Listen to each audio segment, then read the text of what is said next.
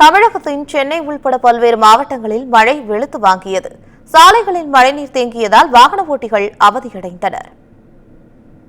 சென்னையின் பல்வேறு பகுதிகள் மற்றும் புறநகர் பகுதிகளில் நேற்று பரவலாக மழை பெய்தது.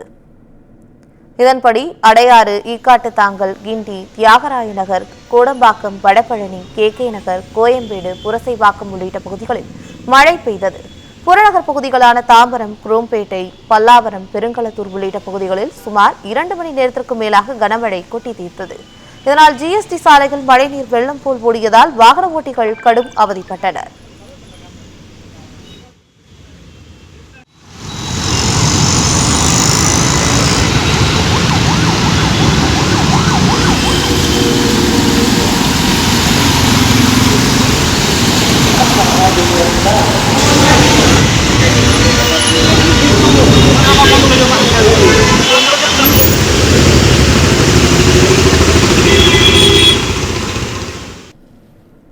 ராணிப்பேட்டை மாவட்டம் அரக்கோணத்தில் பலத்த காற்றுடன் கூடிய மழை பெய்தது.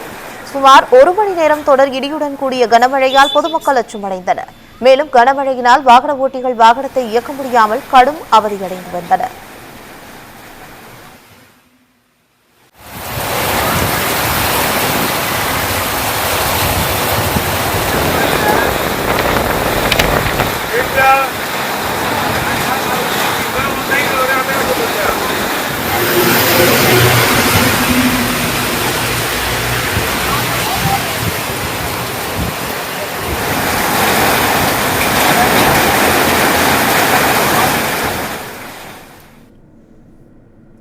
தஞ்சாவூர் மாவட்டம் வல்லம், செங்கிப்பட்டி, பூதலூர் உள்ளிட்ட பகுதிகளில் 1 மணி நேரத்திற்கும் மேலாக காற்றுடன் கூடிய பலத்த மழை பெய்தது. இதேபோல் திருவையாறு உள்ளிட்ட பகுதிகளில் விட்டுவிட்டு மழை பெய்தது. இந்த மழை குளிர்ச்சியையும் சாகுபடிக்கு ஆரம்பகட்ட பணியை தொடங்குவதற்கான ஏதுவாக இருக்கும் என்றும் விவசாயிகள் தெரிவிக்கின்றனர்.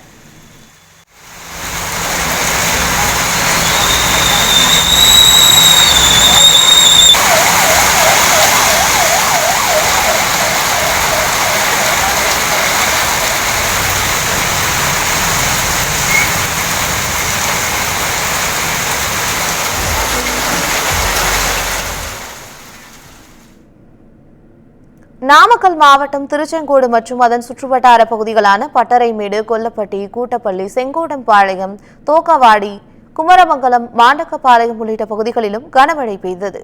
வெயில் வாட்டி வதைத்த நிலையில் திடீரென பெய்த கனமழையால் பொதுமக்கள் மற்றும் விவசாயிகள் மகிழ்ச்சியடைந்தனர்.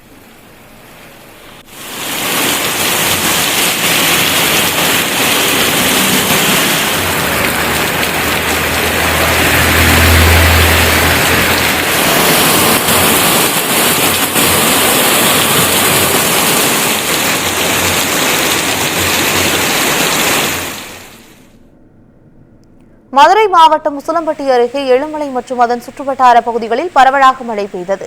இந்த மழையின் காரணமாக உத்தப்புறம் எழுமலை சாலையில் மரம் ஒன்று முறிந்து விழுந்து கிடந்தது.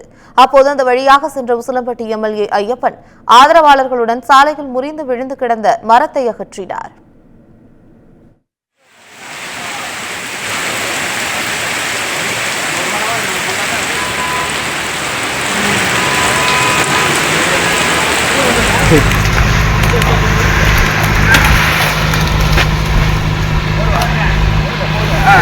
தலைவா முடிச்சு வச்சு